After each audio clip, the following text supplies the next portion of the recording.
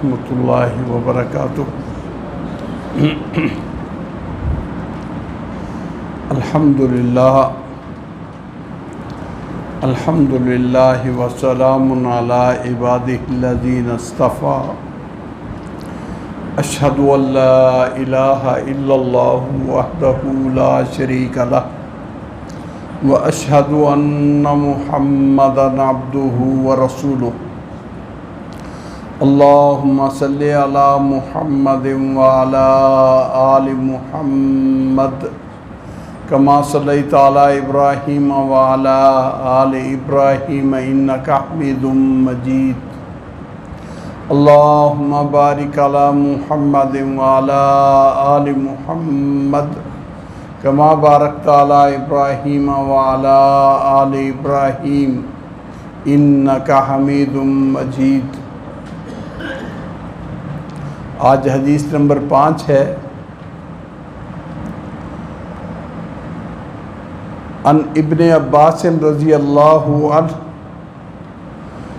فی قولہ تعالی لا تحرک بہ لسانک لتعجل بہ۔ کان رسول اللہ صلی اللہ علیہ وسلم یعالج من التنزیل شدۃ وَكَانَ مِمَّا يُحَرِّكُ شَفَتَيْهِ۔ فقال ابن عباس فَأَنَا أُحَرِّكُهُمَا كَمَا كَانَ رسول اللہ صلی اللہ علیہ وسلم يُحَرِّكُهُمَا۔ فَأَنزَلَ اللَّهُ تَعَالَى لَا تُحَرِّكْ بِهِ لِسَانَكَ لِتَعْجَلَ بِهِ إِنَّ عَلَيْنَا جَمْعَهُ وَقُرْآنَهُ قال جمعه لك في صدرك وتقرأه فإذا قرأناه فاتبع قرآنه قال فاستمع له وأنصت ثم إن علينا بيانه ثم إن علينا أن نقرأه۔ فكان رسول الله صلى الله عليه وسلم بعد ذلك اذا اتاه جبریل استمع فاذا انطلق جبریل قرأه النبی صلی اللہ علیہ وسلم كما قرأ۔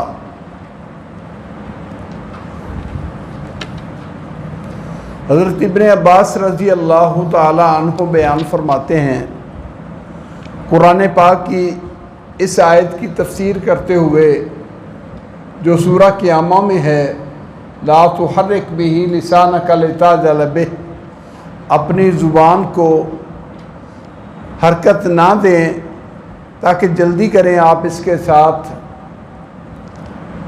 قال ابن عباس کہتے ہیں کان رسول اللہ صلی اللہ علیہ وسلم یعالج من التنزیل شدۃ، اللہ کے نبی صلی اللہ علیہ وسلم بہت توجہ کرتے تھے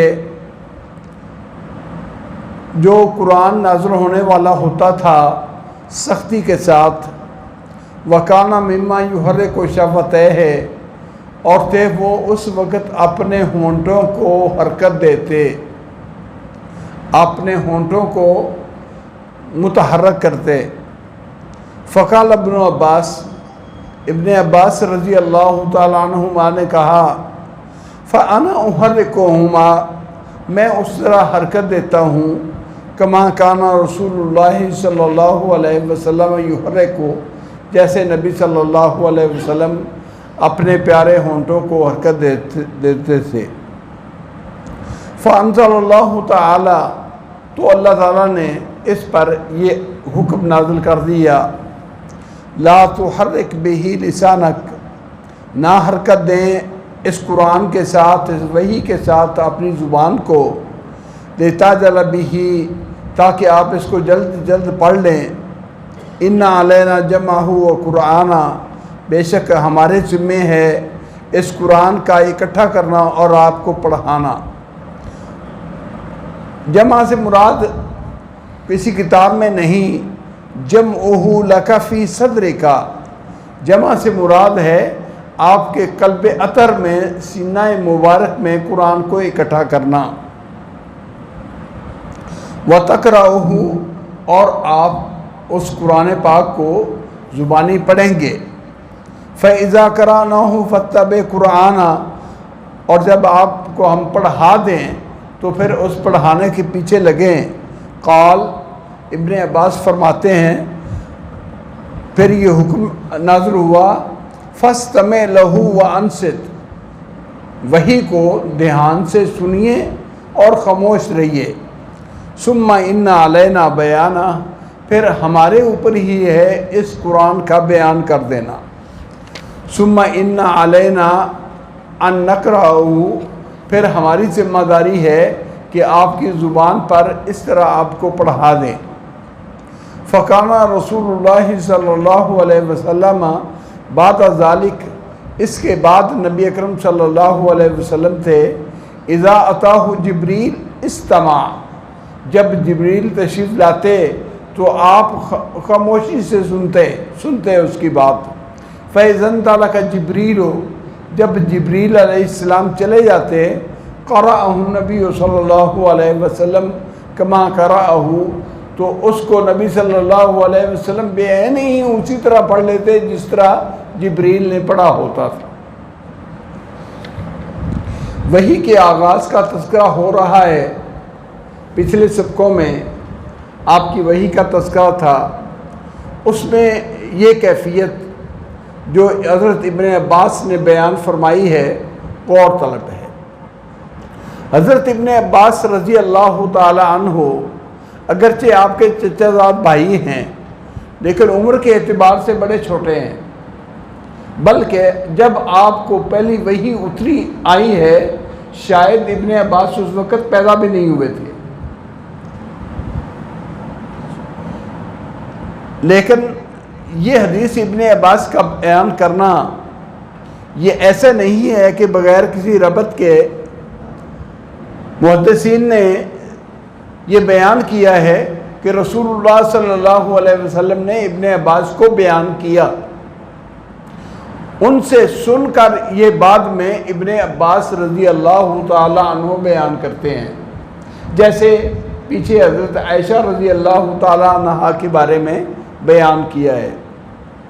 حضرت ابن عباس کی بھی وہی کیفیت، لیکن نزول وحی کی کیفیت میں یہ بات بڑی اہمیت والی ہے کہ آپ صلی اللہ علیہ وسلم اللہ کے پیغام کے وصول کرنے میں ذمہ داری، احساس، شوق، محبت دیدنی تھی کہ جب جناب جبریل علیہ السلام پیارے حبیب صلی اللہ علیہ وسلم کے پاس اللہ کا پیغام لاتے، اللہ کے کلام پڑھتے، تو نبی صلی اللہ علیہ وسلم ساتھ ساتھ اسی طرح لفظوں کی ادائیگی کرتے کہ کوئی لفظ مجھ سے رہ نہ جائے۔ اب ظاہر بات ہے ایک آدمی پڑھ رہا ہے اس کے ساتھ آپ اسی طرح پڑھیں تو بڑی دشواری آئے گی، دقت ہوگی۔ چنانچہ یہی دقت رسول اللہ صلی اللہ علیہ وسلم پر ابتدا میں یہ تھی کہ آپ جب قرآن پاک کو پڑھتے، جبریل آ کے پڑھتے، تو اسی طرح آپ صلی اللہ علیہ وسلم بھی ساتھ ساتھ پڑھتے۔ حضرت ابن عباس رضی اللہ تعالیٰ عنہ نے اپنے ہونٹوں کو حرکت دے کے دکھایا کہ اس طرح پڑھتے تھے، یعنی جس طرح استاد کے ساتھ شاگرد اکٹھا پڑھے تو وہ بولتا جائے، استاد بولتا جائے تو شاگرد ان الفاظ کو دہرانے کے لیے، الفاظ ادا کرنے کے لیے اپنے ہونٹوں کو، اپنی زبان کو حرکت دیتا ہے۔ نبی صلی اللہ علیہ وسلم کی بھی یہی کیفیت تھی۔ اللہ کا پیغام، آپ اسے اندازہ لگائیں کہ پیغمبر علیہ السلام پر یہ ذمہ داری کوئی آسان نہیں تھی۔ یا ایھا الرسول بلغ ما انزل الیک من ربک وان لم تفعل فما بلغت رسالتہ، اے رسول میرا پیغام من ان لوگوں تک پہنچا دے، اگر نہ پہنچایا تو گویا کہ تو نے میری رسالت کو چھپا لیا، میری رسالت کو پہنچایا نہیں۔ اس لیے نبی صلی اللہ علیہ وسلم کا یہ ذمہ داری اور منصب اللہ کا پیغام آئے نبی صلی اللہ علیہ وسلم کے پاس اور نبی صلی اللہ علیہ وسلم سے آگے کنورٹ ہو امت کے پاس، تو اس میں کسی طرح کی چونک نہ ہو جائے، کوئی لفظ آگے پیچھے نہ ہو، کوئی لفظ رہ نہ جائے۔ اس لیے آپ صلی اللہ علیہ وسلم بڑی توجہ کے ساتھ جبریل کا پیغام اور اس کے ساتھ اپنی بساط سے بڑھ کر کوشش کرتے کہ میں اللہ کا پیغام فوری صحیح سن لوں، سمجھ لوں، کوئی کوتاہی نہ ہو، اور وہ جو اللہ کا پیغام میرے پاس آیا ہے میں امت تک پورا پہنچا دوں۔ اب جس طرح نبوت اور رسالت کا انتخاب اللہ کا ہے، اللہ جس کو رسول بناتا ہے، رسول منتخب کرتا ہے، نبی بناتا ہے، اس کے لیے اللہ کے انتظام بھی بڑے وسیع ہیں۔ اللہ تعالیٰ نے قرآن پاک میں کئی جگہوں پر یہ ذکر کیا ہے، سَنُقْرِئُكَ فَلَا تَنْسَىٰ، اے پیغمبر صلی اللہ علیہ وسلم آپ گھبرائیں نہیں، ہم آپ کو پڑھا دیں گے پھر آپ بھولیں گے نہیں۔ سَنُقْرِئُكَ فَلَا تَنْسَىٰ إِلَّا مَا شَاءَ اللَّهُ، جو اللہ چاہے گا دے کے بھی واپس لے لے، وہ قادر ہے، وگرنہ آپ صلی اللہ علیہ وسلم کا سینہ اس طرح، یہ موج ایسی کیفیت، کیونکہ نبی کا معاملہ ہے، یعنی کسی آدمی کے سامنے ایک بات اسے سنا دی جائے، منو ان اس کے قلب اطہر میں وہ نقش ہو جائے، منو ان اسی طرح اس کے قلب اطہر میں وہ جم جائے اور یاد ہو جائے، اس میں سے کوئی چیز نہ چھپے، کوئی چیز نہ غائب ہو۔ یہ اللہ رب العزت کا فضل ہے۔ اس لیے یہ سورہ قیامہ یہ بھی مکی صورت ہے، 29ویں پارے کی مکی صورت ہے، جس میں یہ اللہ رب العزت نے فرمایا کہ جب یہ کیفیت تھی تو حضرت ابن عباس کہتے ہیں اس قرآن پاک کی تفسیر کرتے ہوئے کہ یہ آپ کے اس طرح کرنے سے آپ کو منع کیا گیا، لا تحرک بہ لسانک لتعجل بہ، آپ اپنی زبان کو حرکت نہ دیں تاکہ اس وحی کو جلدی جلدی اپنی زبان سے ادا کر لیں، تاکہ صحیح ادائیگی ہو جائے۔ ایسا کرنے کی ضرورت نہیں۔ اِنَّا عَلَيْنَا جَمْعَهُ وَقُرْآنَ، آپ کے سینہ اطہر میں پیغام پورے کا پورا محفوظ کر دینا بھی ہماری ذمہ داری، پھر آپ کو پڑھا دینا بھی ہماری ذمہ داری۔ ثُمَّ إِنَّا عَلَيْنَا بَيَانًا، پھر جو آپ کے قلب اطہر میں جمع ہے اس کو امت تک پڑھا دینا، آپ کی زبان چلا دینا، یہ بھی ہماری ذمہ داری۔ اللہ اکبر، کتنی عنایتیں ہیں اللہ کی۔ بعض جگہوں پر اللہ نے فرمایا ہے وَقُلْ رَبِّ زِدْنِی عِلْمًا، آپ علم کے اضافے کی دعا کریں، اللہ میرا علم بڑھا دے، لیکن پریشان ہونے کی بات نہیں کہ جبریل علیہ السلام آ کے پیغام دیں تو مجھے پیغام پتہ نہیں کوئی آگے پیچھے لفظ نہ ہو جائے، رہ نہ جائے، نہیں، یہ آپ کا سینہ کھول دینا یہ ہماری ذمہ داری ہے۔ آپ تو پیغمبر ہیں، آپ تو اللہ کے محبوب تھے، اللہ کے پیغام رساں تھے، کیوں نہ آپ کا سینہ مبارک کھلتا، اور کیوں نہ جس طرح لم نشرح لک صدرک ووضعنا عنک وزرک، ہم نے آپ کا سینہ نہیں کھولا اور جتنے بوجھ اور دقتیں اور تکلیفیں اور مشقتیں سمیتے تھے وہ ساری مشقتیں اتاری نہیں، دور نہیں کی۔ آپ صلی اللہ علیہ وسلم کی امت کے اندر ایسی مثالیں، امت کے اندر ایسی مثالیں ہیں کہ ایک دفعہ لفظ سن لیا ہے تو نقش ہو گیا۔ حضرت ابو ہریرہ رضی اللہ تعالیٰ عنہ بیان کرتے ہیں، محدث رسول، عرض کی یا رسول اللہ صلی اللہ علیہ وسلم، سنتا ہوں بھول جاتا ہوں۔ فرمایا چادر کھول دے، چادر بچھا دے۔ ابو ہریرہ رضی اللہ تعالیٰ عنہ نے اپنا پٹکا بچھا دیا، آپ صلی اللہ علیہ وسلم نے دعا فرما دی، فرمایا ابو ہریرہ کپڑے کو اکٹھا کرے سینے لگا لو۔ ابو ہریرہ کہتے ہیں میں نے سینے لگایا، بھولی ہوئی باتیں بھی یاد آ گئی۔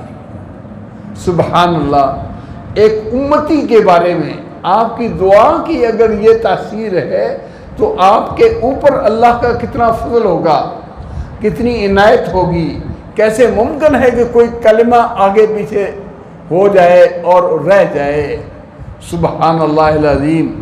لیکن مالک الملک جس طرح فرمایا ہے سنقرئک فلا تنسیٰ الا ما شاء اللہ، ہم آپ کو پڑھائیں گے، جو پڑھائیں گے محفوظ ہو جائے گا، جو ہم آپ کے سینے سے نکالیں اس کو آپ بھی روک نہیں سکتے، اس کو آپ بھی روک نہیں سکتے۔ سبحان اللہ، رب کے حکم کے تابع کس طرح ہے، پیغمبر رب تعالیٰ کے حکم کے تابع کس طرح ہے، اور مثال بھی اس کی موجود ہے۔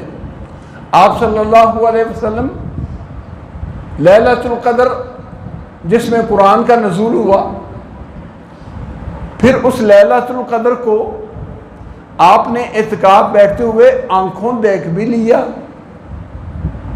یہ لیلۃ القدر ہے، اور بتانے کے لیے نکلے ہیں کہ میں صحابہ کو بتاؤں۔ آگے مسجد میں فتلاحا رجلان، دو آدمی آپس میں جھگڑا کر رہے ہیں، الجھے ہوئے ہیں، آپ ان کی باتوں میں مشغول ہوئے، آپ کو بھول ہی گیا۔ آپ نے فرمایا میں بتانے کے لیے آیا تھا کہ لیلۃ القدر کون سی رات ہے، لیکن اللہ نے مجھے علم دیا تھا، اللہ نے بلا دیا ہے، اور شاید اس میں تمہارے لیے بہتری ہے، یہ تمہارے لیے بہتری ہے۔ اللہ نے اپنے حبیب کو دے کے علم واپس لے لیا، وہ قدر ہے، اور جو اللہ دے دے اس کو دنیا کی کوئی طاقت چھین نہیں سکتی، اس علم کو کوئی ختم نہیں کر سکتا، کوئی کچھ نہیں کر سکتا۔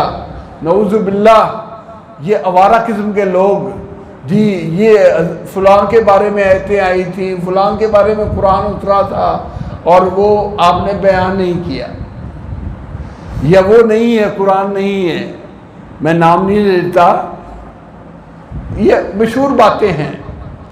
ان کا تصور بھی کفر ہے کہ کوئی آدمی یہ سمجھے کہ اللہ نے رسول کو کوئی ذمہ داری دی اور رسول صلی اللہ علیہ وسلم نے وہ ذمہ داری نبھائی نہیں، وہ آگے پہنچائی نہیں، امت تک وہ پیغام دیا نہیں۔ اللہ اکبر۔ سیدنا علی رضی اللہ تعالیٰ عنہ، جن کے بارے میں اب بھی اور ان کی زندگی میں بھی کئی طرح کی باتیں اڑنی شروع ہو گئی تھی، شاید ان کے پاس کوئی علم لدنی ہے اور کسی کے پاس نہیں، اللہ کے نبی کی وہ خاص وصیت ہے اور کچھ نہیں۔ حضرت علی رضی اللہ تعالیٰ عنہ نے قسمیں کھائیں، اس رب کی قسم جس نے دانے سے انگوری کو پیدا کیا، انگوری اگائی، جس رب نے یہ تخلیق کا نظام چلایا، اس رب کی قسم رسول اللہ صلی اللہ علیہ وسلم نے ما خصنا رسول اللہ صلی اللہ علیہ وسلم بشیء، کوئی خاص علم اللہ کے نبی نے ہم کو نہیں دیا، جو دیا ہے یہ قرآن ہے۔ وما فی هذه الصحیفۃ، ان کے پاس ایک کتاب تھی، فرمایا اور اس صحیفے کے اندر ہے، اور صحیفے کے اندر بھی لکھا کیا ہے، لکھا ہے زکوٰۃ کے احکام، جو دینے کے لیے مصیبت پڑتی ہے، وہ دینے کی جان چھڑانے کے لیے ہم وہ ہیں، ہمیں زکوٰۃ معاف کی جائے، اس میں زکوٰۃ کے احکام، اس میں دیت کے احکام، اور آپ نے قسم کھا کے فرمایا، منبر کے اوپر قسم کھا کے فرمایا، رب کی قسم، رب کے رسول صلی اللہ علیہ وسلم نے ہمیں کوئی خاص علم نہیں دیا، امانت سب کی، امت کی طرف رسول، قل یا ایھا الناس انی رسول اللہ الیکم جمیعا، اے لوگو سن لو میں تم سب کی طرف اللہ کا رسول ہوں، اور پھر کسی ایک کو بات بتا دیں باقی کو نہ بتائیں، یہ ہو کیسے سکتا ہے؟ اس لیے ایسے تصور بھی غلط ہے، اور کفریہ باتیں جو ہمارے معاشرے میں جگہ پکڑتی ہیں۔ آپ کو دیکھیں جب نبی اکرم صلی اللہ علیہ وسلم وحی کے وقت یہ کیفیت ہوتی تھی تو آپ صلی اللہ علیہ وسلم اس کو محفوظ کرنے کے لیے دقت محسوس کرتے تھے کہ کوئی لفظ رہ نہ جائے. یعالجو اس علاج کا معنی ہوتا ہے معاملہ کرنا، یعنی دوسرے کی بات کو محفوظ کرنے کے لیے پوری کوشش کرنا، پوری تندہی اور پوری توانائی صرف کرنا کہ یہ کام اس طرح ہو جائے. اللہ نے فرمایا ہے حبیب ایسا کرنے کی ضرورت نہیں، ایسا کرنے کی ضرورت نہیں. یہ قرآن آپ کے سینہ اطہر میں اتارا بھی ہم نے ہے، محفوظ بھی ہم کریں گے. انا نحن نزلنا ذکر و انا لہو لحافظون. صرف آپ کے سینہ اطہر کے لیے نہیں، قیامت تک کے لیے حفاظت کی ذمہ داری ہے. قیامت تک کے لیے حفاظت کی ذمہ داری ہے. آپ کے سینے میں تو محفوظ ہوا ہی ہوا. فرمایا یہ قرآن، یہ ذکر ہم نے نازل کیا ہے، اس کی ذمہ داری، اس کی حفاظت بھی ہماری ذمہ داری ہے، ہم اس کی حفاظت کریں گے. آپ بس خاموشی سے پیغام سن لیں. تو پھر اس کے بعد جبریل علیہ السلام آتے تو آپ صلی اللہ علیہ وسلم خاموشی سے سنتے. جبریل چلے جاتے رب کا پیغام دے کر، حتیٰ کہ کئی صورتیں، بڑی بڑی صورتیں اکٹھی نازل ہوئی. ٹھیک ہے کسی پہلے ابتدائی موقع پر 5 آیتیں، سورہ مدثر کی 5 آیتیں آ گئی، لیکن بعض موقعوں پر پورا رکوع، پوری صورت یہ نازل ہوئی ہے. لیکن اللہ کا فضل یہ تھا آپ پر کہ جبریل علیہ السلام گئے تو آپ کو پورا اسی طرح پیغام دل میں نقش ہو گئے. صرف نقش ہی نہیں بلکہ زبان پر. انما یسرناہ بلسانک لتبشر بہ المتقین وتنذر بہ قوما لدا. سورہ مریم میں اللہ نے فرمایا انما یسرناہ بلسانک، ہم نے قرآن کے پڑھنا آپ کی زبان پر آسان کر دیا ہے، رواں کر دیا ہے. آسانی سے، روانی سے آپ قرآن پڑھیں. لتنذر بہ قوما لدا لتبشر بہ المتقین، تاکہ اس قرآن کے ساتھ متقین کو بشارت دیں. وتنذر بہ قوما لدا، اور نافرمانوں کی قوم کو متنبہ کریں. آپ نے یہ فریضہ ادا کیا اور الحمدللہ وہ امانت جب اللہ نے پیارے پیغمبر کی زبان سے ادا کروا دی، حجۃ الوداع کے موقع پر آپ صلی اللہ علیہ وسلم نے لاکھوں کے مجمع میں اعلان کیا، لوگو حل بلغت، یہ بتاؤ میں نے اللہ کا پیغام بتا دیا ہے؟ سب نے کہا ہاں قد ادیتا ونصحت، آپ نے پیغام پہنچانے میں حد کر دی. آپ نے فرمایا اللہم اشہد، اللہم اشہد، اللہ ان کی گواہی سن لے، ان کی گواہی سن لے، میں نے تیرا پیغام امت تک پہنچا دیا ہے. اور امت کے اندر اللہ کے فضل سے وہ قرآن موجود ہے. فضل اللہ کا یہ کتنے نبی آئے اور کتنی کتابیں نازل ہوئیں. کسی کتاب کا وجود اپنی اصلی حقیقت میں باقی نہیں ہے، صرف اور صرف اگر موجود ہے تو قرآن مجید ہے، کیونکہ آخری کتاب تھی، آخری پیغام ہے. اس کے بعد کسی نبی نے نہیں آنا، کسی رسول نے نہیں آنا. تو جو پیغام دے دیا گیا وہ دے دیا گیا اور اس کو محفوظ کر دیا گیا. آپ کے سینے میں بھی محفوظ ہونے کی ضمانت اور قیامت تک اس قرآن کے محفوظ ہونے کی بھی ضمانت اللہ نے دی. اللہ رب العزت ہمیں اس نعمت کی قدر کرنے کی توفیق دے. وآخر دعوانا ان الحمدللہ رب العالمین. کتابیں موسیٰ علیہ السلام کو تورات تختیوں میں لکھ کر دے دی.